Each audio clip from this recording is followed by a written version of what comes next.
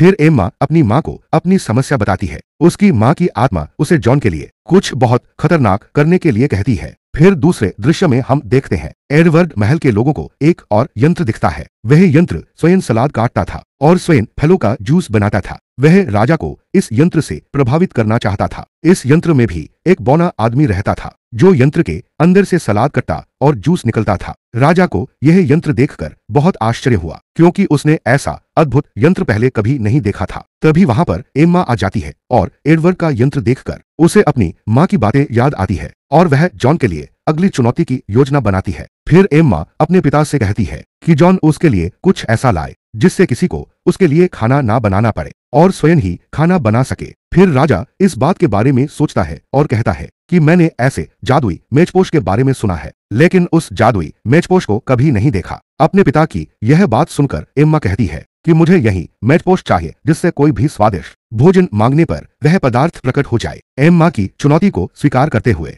फिर राजा जॉन को बुलाता है और उसे वह जादुई मेजपोश को खोजने के लिए कहता है। एम्मा इस चुनौती को जॉन स्वीकार करता है। फिर जॉन और एरियल उस मेजपोश को खोजने के लिए निकल पड़ते हैं। बातों ही बातों में एरियल जॉन को बताती है कि यह जादुई मेजपोश दो भाइयों के पास है जो पहाड़ों में रहते हैं लेकिन कई सालों से उन्हें किसी ने नहीं देखा क्योंकि उन्हें कोई काम करने की आवश्यकता नहीं है क्योंकि वह दोनों जो भी उस मेजपोश से मांगते हैं उन्हें मिल जाता है। फिर कुछ देर चलने के बाद वह दोनों एक छोटी सी झोपड़ी में जाते हैं। उस झोपड़ी में एक वृद्ध दंपति रहती थी जिससे वह दोनों भोजन मांगते हैं। वह दंपति उन्हें कुछ भोजन देते हुए कहते हैं कि इस बार हमारी फसल अच्छी नहीं हुई इसीलिए हमारे पास केवल इतना ही भोजन है। जॉन को उस वृद्ध दंपति यह बातें अच्छी नहीं लगती लेकिन एरियल ने बुजुर्ग दंपति की प्रशंसा करते हुए कहा कि वह दोनों एक साथ बहुत अद्भुत लगते हैं और उनका उदाहरण सुई और धागे की तरह है जो एक दूसरे को पूर्ण करते हैं। फिर कुछ समय आगे चलने के बाद जॉन और एरियल पहाड़ों में पहुंच जाते हैं। वहां उन्हें वह दो आदमी दिखाई देते हैं।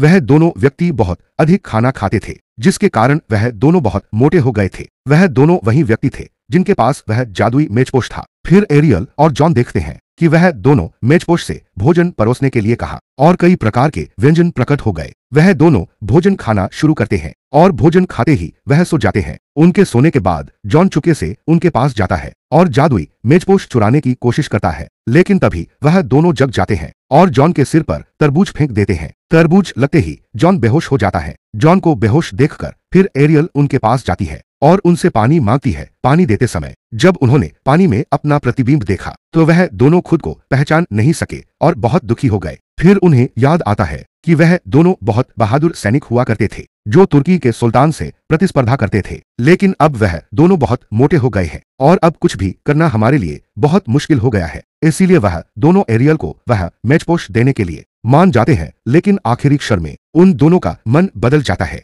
लेकिन एरियल चतुराई से वह जादुई मेजपोश उठा लेती है और जल्दी से जॉन और जादुई मेजपोश को लेकर वहां से भाग जाती है। अब जॉन भी होश में आ गया था। जॉन वापस आते समय एक फूलों का खेत देखा है। जॉन खेत से एम्मा लिए फूल तोड़ने लगता है। एरियल जॉन से कहती है कि एम्मा तुम्हें पसंद नहीं करती और तुम उसके लिए कुछ भी करने को तैयार हो जाते हो। जॉन एरियल की किसी भी बात पर ध्यान नहीं देता क्योंकि वह एक नादान लड़का था। फिर जॉन एरियल के पास जाता है और उसका हाथ पकड़ता है और उससे कहता है कि मैं इस प्रकार एम्मा को विवाह का प्रस्ताव दूंगा। वह एम्मा के लिए लिखी अपनी कविता एरियल को सुनता है। कविता सुनकर एरियल को बहुत अच्छा लगता है और वह खुद ही जॉन से प्यार करने लगती है। कुछ क्षणों के बाद जब एरियल अपने विचारों से बाहर आती है और बहुत जॉन से कहती है कि तुम्हारे लिए एम्मा ठीक नहीं है, तुम्हें किसी और लड़की से विवाह कर लेना चाहिए क्योंकि वह घमंडी लड़की है और तुम्हारे लिए बिल्कुल भी अच्छी नहीं है। दरअसल वह जॉन को बताना चाहती थी कि वह उसे प्यार करती है लेकिन जॉन उसकी बातों को समझ नहीं पाता। फिर वह दोनों मेजपोश लेकर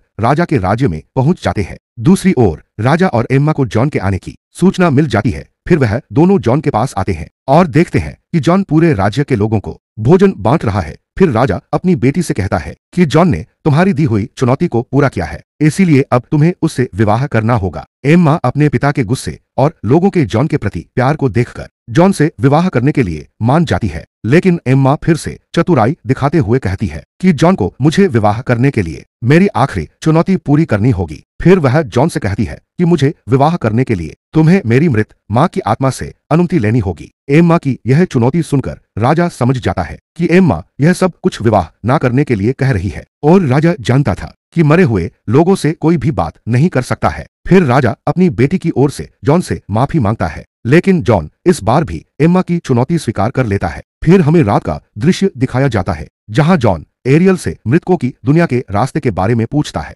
फिर एरियल उसे एक नदी के बारे में बताती है, जिसके माध्यम से कोई भी मृतकों की दुनिया में जा सकता था। वह आगे जॉन से कहती है कि वहां से कोई भी आज तक जीवित वापस नहीं आया है, लेकिन जॉन फिर भी वहां जाना चाहता था। फिर वह दोनों उस दुनिया में जाने के लिए निकल पड़ते हैं। उस दुनिया में जाने से पहले जॉन अपने पिता से मिलने जाता है। अपने घर पहुंचकर जॉन एरियल को अपने पिता से मिलने के लिए कहता है और खुद अपने पिता को दूर से छिपाकर देखता है, ताकि उसके पिता को पता ना चले कि वह भी इस लड़की के साथ आया है। जब एरियल जॉन के पिता से बातें कर रही थी, तो जॉन के पिता एरियल से जॉन के बारे में पूछते हैं, क्योंकि उन्हें पता लग गया था कि जॉन उनके आसपास है। फिर जॉन के पिता उसे आवाज देकर अपने पास बुलाते हैं। अपने पिता की आवाज सुनकर जॉन जल्दी से अपने पिता के पास आ जाता है। जॉन भावुक होकर अपने पिता से अपनी शरारतों के लिए माफी मांगता है। फिर वह एरियल से कहता है कि उसने अपनी 2 इच्छाएं बर्बाद कर दी, और अब मैं तुमसे अपनी अंतिम इच्छा मांगता हूँ कि मेरे पिता की आंखें वापस आ जाए। सीरियल जॉन की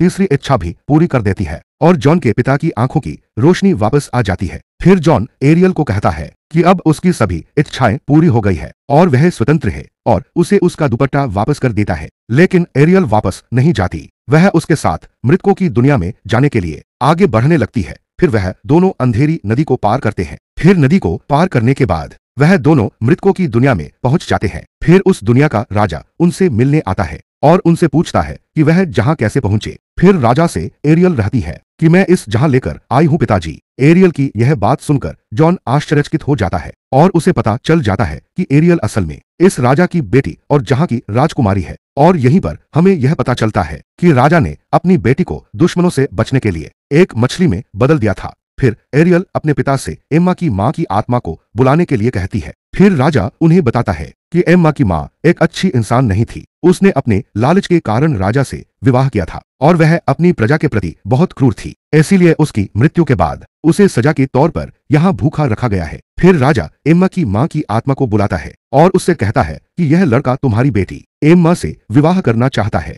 और इसे तुम्हारी अनुमति चाहिए। लेकिन वह दुष्ट आत्मा जॉन को मना कर देती है। फिर एरियल अपने पिता से कुछ करने को कहती है। फिर वह राजा दुष्ट आत्मा को एक भोजन की प्लेट दिखता है। भोजन के लालच के कारण एम्मा की मां जॉन को एम्मा से विवाह करने की अनुमति दे देती है, क्योंकि वह बहुत अरसे से भूखी थी और खाना देखकर उसके मन में लालच आ गया। फिर हम महल का दृश्य देखते हैं। यहाँ एम्मा की मां की आत्मा एक बर्तन में प्रकट होती है और एम्मा से कहती है कि उसने जॉन को तुमसे विवाह करने की अनुमति दे दी है। यह सुनकर एम्मा के पिता बहुत खुश हो जाते हैं, लेकिन दूसरी ओर एम्मा बहुत क्रोधित हो जाती है। फिर एरियल जहां से जाने से पहले अपने पिता को अलविदा रहती है। तब राजा एरियल को बताता है कि जॉन ने यहाँ जो कुछ भी देखा वह इस दुनिया से निकलते ही सब भूल जाएगा, क्योंकि मृतकों की दुनिया से कोई भी जीवित नहीं जा सकता, और जो भी इस दुनिया से जीवित वापस जाएगा वह इस दुनिया से निकलते ही सब कुछ भूल जाएगा। यह सुनकर एरियल उदास हो जाती है, क्योंकि अब जॉन एरियल को भी भूलने वाला था। फिर जॉन काली नदी को पार करते ही सब कुछ भूल जाता है। वह एरियल से बिना कुछ कहे वहां से भाग आता है, और एरियल एक मछली के रूप में नदी में वापस चली जाती है। दूसरी ओर महल में विवाह की अनुमति मिलने के बाद एम्मा बहुत क्रोधित में थी। वह क्रोध में तहखाने में जाती है। वह उस कुर्सी को तोड़ने वाली थी जिस पर उसकी मां की आत्मा आती थी। तभी अचानक से उसकी मां की आत्मा वहां पर आ जाती है। वह उसे बताती है कि मैं असहाय थी, क्योंकि मैं बरसों से भूखी थी। भोजन को देखकर मेरे मन में लालच आ गया। साथ ही वह एम्मा को यह भी बताती है कि जॉन अकेला नहीं है। सभी चुनौतियों को पूरा करने के लिए उसकी सहायता एक जादुई मछली ने की है, और हमारे राज्य के नियमों के अनुसार जादू का प्रयोग करना गलत है, और विश्वासघात करने के जुर्म में आप जॉन को सजा दे सकती हैं। फिर दूसरे दृश्य में हम जॉन को देखते हैं, जो अब एरियल को भूल गया था। फिर जॉन एम्मा के पास जाता है और उससे कहता है कि मुझे विवाह की अनुमति मिल गई है, लेकिन अब मैं तुमसे विवाह नहीं करना चाहता, क्योंकि मैं किसी और को पसंद करता हूँ, लेकिन मुझे याद नहीं है कि वह कौन है। फिर एम्मा ने उससे कहा कि मेरी चुनौतियां पूरी करने में क्या तुम्हारी किसी मदद की थी?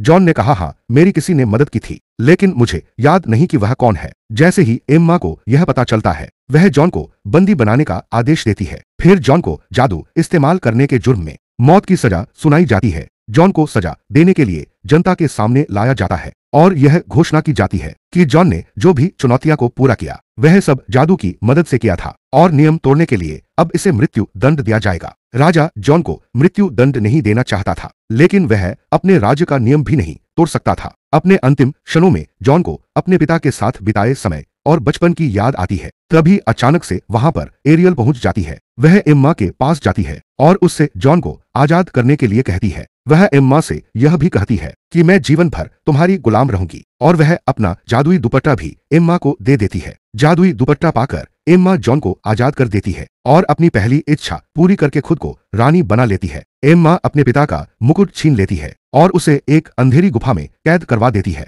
फिर एम्मा अपनी दूसरी इच्छा के रूप में एरियल से कहती है कि मैं दुनिया के सबसे अमीर आदमी से विवाह करना चाहती हूँ, इसीलिए मुझे उसकी तरफ से विवाह के लिए आमंत्रित किया जाए। जैसे ही वह यह कहती है उसकी इच्छा पूरी हो जाती है और दुनिया के सबसे अमीर आदमी की तरफ से एम्मा के लिए विवाह का प्रस्ताव आ जाता है। एम्मा की यह इच्छा सुनकर एडवर्ड कहता है कि तुम तो मुझसे विवाह करने वाली थी, लेकिन एम्मा कहती है कि जब मैं राजा से विवाह कर सकती हूँ तो मैं एक मामूली राजकुमार से विवाह क्यों करूं। दूसरी ओर जॉन अपने घर पहुंच जाता है और वह उस लड़की को याद करने की कोशिश कर रहा था जिससे वह प्यार करता था। तभी वह अपने पिता को सुई और धागे से काम करते हुए देखा है। सुई धागे को देखकर जॉन को एरियल के बारे में सब कुछ ज्यादा जाता है। उसे एहसास हो गया था कि वह एरियल से प्यार करता है। फिर वह अपने पिता के साथ एरियल को ढूंढने के लिए शहर की ओर जाता है। फिर राज्य में पहुंचकर जॉन एरियल की तलाश शुरू करता है। एरियल को ढूंढते हुए वह एरियल के पास पहुंच जाता है। एरियल को यह देखकर विश्वास नहीं होता कि जॉन उसे पहचानने लगा है। फिर वहां एम्मा आ जाती है और जॉन को वहां से जाने के लिए कहती है, लेकिन जॉन उससे कहता है कि वह एरियल के बिना नहीं जाएगा। फिर एम्मा अपनी तीसरी इच्छा एरियल से मांगती है और कहती है कि वह भी तुम्हारी तरह एक जादूगरनी बनना चाहती हूँ। फिर यह रियल उसकी तीसरी इच्छा पूरी करती है और उसे मछली में बदल देती है। अब एम्मा पुनः मनुष्य बनने का प्रयास करती है, लेकिन वह ऐसा करने में असमर्थ रहती है। फिर एरियल ने उसे बताया कि एक इच्छाधारी मछली केवल दूसरे लोगों की इच्छाएं पूरी कर सकती है, अपनी खुद की नहीं। फिर एम्मा को एहसास होता है कि उसकी शक्तियां किसी काम की नहीं है। फिर एम्मा अपने एक सेवक को बुलाती है और उससे कहती है कि मुझे एक इच्छा मांगो कि मेरा विवाह दुनिया के सबसे शक्तिशाली राजा से हो जाए। वह सेवक एम्मा की बात मानकर एम्मा से वह इच्छा मांग लेता है। जैसे ही वह यह इच्छा मांगता है, समुद्र का राजा वहां आता है और एम्मा को ले जाता है, क्योंकि समुद्र का राजा दुनिया का सबसे शक्तिशाली राजा था। एम्मा के जाते ही राज्य में सब कुछ ठीक होने लगता है। राजा को कैद से मुक्त कर दिया जाता है और राज्य के लोग राजा को पुनः राजा बना देते हैं। फिर अंतिम दृश्य में जॉन एरियल के पास जाता है और उसे अपनी कविता सुनकर विवाह के लिए प्रस्ताव देता है। फिर जॉन और एरियल का विवाह हो जाता है और यह खूबसूरत दृश्य के साथ यह मूवी खत्म हो जाती है। तो दोस्तों, अगर आपको हमारी आज की वीडियो अच्छी लगी तो प्लीज वीडियो को लाइक, शेयर और चैनल को सब्सक्राइब जरूर कीजिए। आप लोग वीडियो तो देखते हैं, लेकिन आप लोग लाइक और चैनल को सब्सक्राइब नहीं करते, तो प्लीज हमें मोटिवेट करने के लिए वीडियो को लाइक और चैनल को सब्सक्राइब जरूर कीजिए था जो हम आपके लिए और भी अच्छी वीडियो ला पाए। और प्लीज हमारे लिए एक प्यारा सा कमेंट जरूर करें।